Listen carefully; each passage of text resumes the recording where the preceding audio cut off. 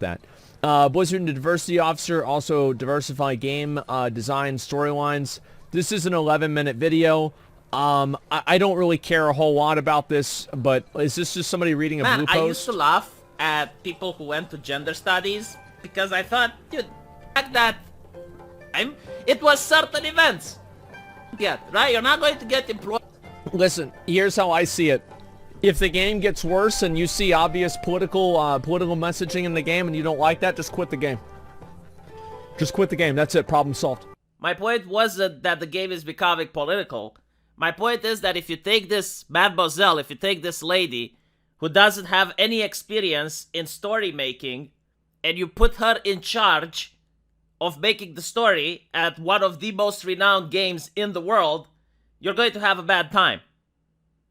I mean, not only has she never worked, from what I can see, on making a story for any other MMO, does she even know about World of Warcraft? Does she understand the lore? Does she know who Tyrande is? Does she know about the difference between a Night Elf and a Blood Elf? Does she? Because I don't know. I mean, maybe she does. But I am going to press hard X to doubt. So, if you have a product that has its major selling point in the story that it's making, and you take a person that never made stories before, and you put her in charge of your product, how are you going to get a good product? So I'm not even going into the area of politics. I mean, obviously you can make a political game, but like if it's way too one-sided, you're going to alienate the other political aisle. I mean, if you were to make a very right-wing Christian game, if you were to hire a couple of priests at Blizzard to make sure that the new World of Warcraft expansion is more Christian-friendly, yeah, you're probably going to alienate a lot of atheists and a lot of people that are more left-wing. Hey, that's definitely going to happen. But I'm not even going into that. What I'm going into is putting people with no experience in charge of decision-making. This never comes out well. I mean, Steve Jobs even said about this, when the people from marketing become the ones that are calling the shots at a company, that's when they become detached to what the actual consumer wants. And that is a very good point. Now, regarding the idea that if the game becomes too political, you can quit. I mean, obviously that's what's happening. I'm not saying that every single person that quits does so because of the politics. But there is a big chunk of the player base that are put off by the politics. For example, all of the people that don't like the Sylvanas character arc, you can tell that there's a little bit of politics in there. It's like, oh, let's make women strong, but they have no idea how to write a compelling, strong female character like they used to write Jaina back in the day. I mean, Jaina was a strong female character, and her relationship with the father was very interesting. But in order to write her as a strong, compelling character, they didn't have to make her win every single battle and destroy every single powerful entity on Azeroth just to show how strong and amazing she is. But like that's the difference between writing a good character back in the day and now. I guess with the representation mindset, if you have a strong woman, then she represents all the strong women. So if she were to lose a battle, if she were to suffer some hardship, and that's like the message that the writer has towards strong women. For example, you know, when Jaina goes crazy because her entire town gets blown up. I mean, if you were to write something like that about Sylvanas in modern timeline, it would be like, oh, so you're saying that women are irrational, you're saying women are hysterical, you can't write it like that. So yeah, like I'm pretty sure a lot of people are put off by the story because of the political elements in it, and you can say, well, just stop playing, and they are, but that wasn't the point of my video. The point of my video wasn't to scream at Blizzard to make them change course. I mean, I know people who work at Blizzard and who worked at Blizzard. If I want to send that message, I can send it through different channels that would probably reach the ears of some executive that could carry the message forward. But I know that they don't want to listen, so there's no point. There's absolutely no point in attempting to convince the developers at Blizzard of things they already know. I mean, they already hate their player base. They already hate Asmongold. They already hate his community. Because they have a different message. So, no, like the reason I made that video was to explain to people what's going on behind the scenes and why the game is bad. It's not to convince the developers like, hey, you need to change course. Because they probably know. Now, going back to the concept of just stop playing, I mean, it's really hard because some people have the sunken cost fallacy. And it's not just the money that they spent on the monthly subscription fee, but it's also the friends that they made along the way. It's also the emotional investment that they have towards their characters. It's also the fact that they genuinely like the game and they like the universe. So they would rather keep playing. They would rather that the game goes back to a time where they enjoyed it. So for those people, they will try to at least make their concerns heard first and try their best to go on forums and get the year of the developers and try to convince them that this is not the game that they used to like, because World of Warcraft is not a static game. It's constantly changing. And it's very community driven, so if you change the community, even though the game might be the same, you completely change the dynamic of the game. And we saw this with Vanilla. I mean, Vanilla is still the same game, but it's not the same atmosphere if you're playing it now like it used to be back in the day. And it's because the community has changed. And it has nothing to do with politics in that case. It's just like the community is just better at the game and it's a different experience. So those people are first going to try to be heard. They're first going to voice their protest in the hopes that they're going to change the game. Like, they don't want Blizzard to stop making World of Warcraft. They don't want the company to go down. No, they want to be listened to so that they might change the things that they don't like. Now, I don't think those people are going to be successful at doing it. I don't think that they're going to make an impact.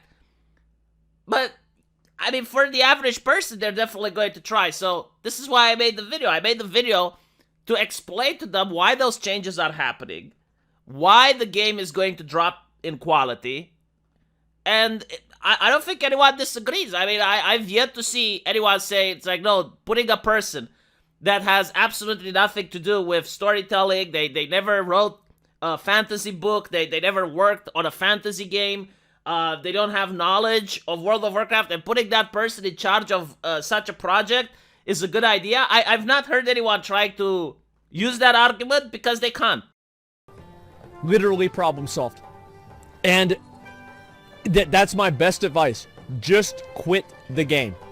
And if the thing is that these companies will stop doing this if they lose money on it. They will. Because if they don't, then the people that are the shareholders, do you think the shareholders care about diversity? No, they don't care about diversity at all. They care about money. And if you stop giving them money, they're going to do whatever you want. So keep that in mind, guys. Yeah, they care about money. They don't give a shit about it, right? And that's all there is to it. Take your own advice? Well, I'll probably... I mean, like, the thing is for me is that... I'm going to be honest. Like, I don't need to unsub because I don't really care. And the fact is that I just play the game because I like playing the game. That's all there is to it. And, but... Now, what he's saying is true if you ignore the ESG score. The ESG score is like a risk assessment score that investors give to companies now. And the way they assess the risk is through E stands for environmentalism, S stands for social, and G stands for governance. Environmentalism stands for how much you're polluting, what are you planning to do in order to stop polluting. Social stands for this woke thing, where you have like a Pride Month where you make Soldier 76 gay. You know, this raises your social score if you avoid scandals. So, for example, Blizzard getting into that lawsuit probably lowered its social score by a huge margin. And G stands for governance. Governance is how you run your company, how diverse your board is, whether or not you have a lady like this in charge of your project. So by having a high ESG score, it means it's a lot easier to get money from investors like BlackRock. So that's why all the companies are trying to be woke, because they're not really caring whether or not the customer buys their stuff. They're caring whether or not they can get money from investors. And the people that have the shares, they buy the shares cheap, the score goes high, and then the price for the shares go high, and then they sell the shares. So that's kind of how the new business works. This is why you notice DC and Marvel and a lot of other companies just going woke, and despite the fact that you look at the sales and it makes absolutely no sense, they keep doing it. This is why you get like people on the Twitter that are offensive towards the customers and they're insulting, like actual fans. because it's not the same type of business. And sometimes they make money even without caring about the customer. Like, for example, in DC Comics, they were selling a reprint of Superman versus the Klan for $9.99. And you're wondering, like, who's on earth is going to buy that? But what they wanted to do is to get in touch with schools and libraries and get the library to purchase 100 copies of that. And then they make money by bypassing the consumer because they go for the taxpayer money. By making a deal with the librarian, all of a sudden they get to bypass what the taxpayer is paying. By trying to get deals with Hollywood and Netflix, that's how they can make money, by completely bypassing whatever it is you care about, whatever the consumer cares, and this is why they're not consumer-oriented anymore. But, you know, like, sometimes it can work. I mean, Gillette backpedaled. You have Battlefield.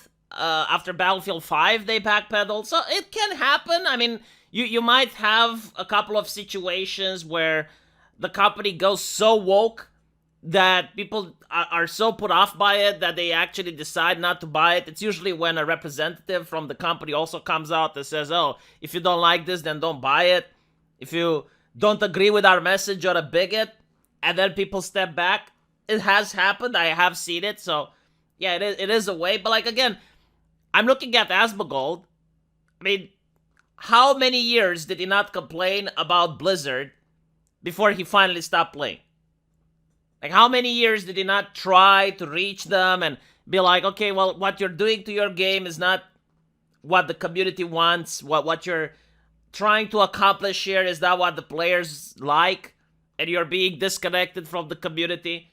Like, he has tried to do this for years, and again, like, he's got massive clout, and I know that Blizzard developers listen to him, but, like, that didn't work.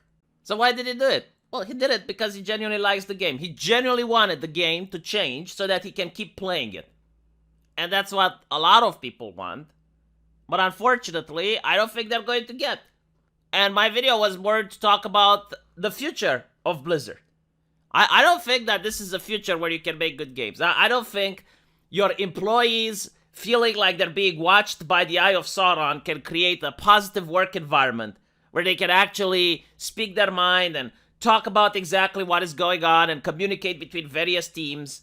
No, like, the whole thing is that they hired this lady to loom over the developers. I mean, I'm not even at the company, but just reading this text, it feels to me as if any type of joke, any type of bad message on Twitter, any type of innuendo, any type of casual talk can lead to a person getting fired. Like, you might make a joke, you might make an off-the-cuff comment, and all of a sudden you get in trouble with this lady and you get fired. How is that a good business environment? How can a person go relaxed and just do their work? What you're going to get is a lot of stressed employees that just go there to get a paycheck. They're going to be incredibly stressed. They're going to just do their job, be afraid of talking with anyone, and then just go home. That's it. And I don't think that can make good games. So, yeah. I don't blame Asmongold for not listening to my video, because there were a lot of people that were contacting me, and they were like, oh, well, he didn't listen to your entire video. It's like, look, I got a squeaky voice. I know that I'm not for everyone, and I was also putting on a rant for comedic effect in that video, which I get. You know, like, he's on Twitch. He probably had his little pucker go boop when he heard a screaming guy raging about diversity, and he was like, oh, nope, nope, nope, nope. So you can see him, like, clicking over the video, like, hoping that no bad words come out. Don't worry, Asmongold, I'm safe, okay? Despite appearances, my channel is pristine. I got everything monetized. I follow the terms of service like it's the Bible. So, I don't get you in trouble if you listen to my video. But, thank you guys for promoting my video on Reddit. Hopefully you can promote Pippa's video with the Blizzard developer, because I think that would make for more interesting content, especially the fact that the Blizzard developer is an OG. Like, he has been in the company since the 90s. He knows what's going on, and I would really love to see Asmongold's reaction and his take on it. So if you guys can boost that video so Asmongold can see it, I would thank you a lot for it. And in the meantime, thank you for watching, and I'll see you guys in the comment section. Take care.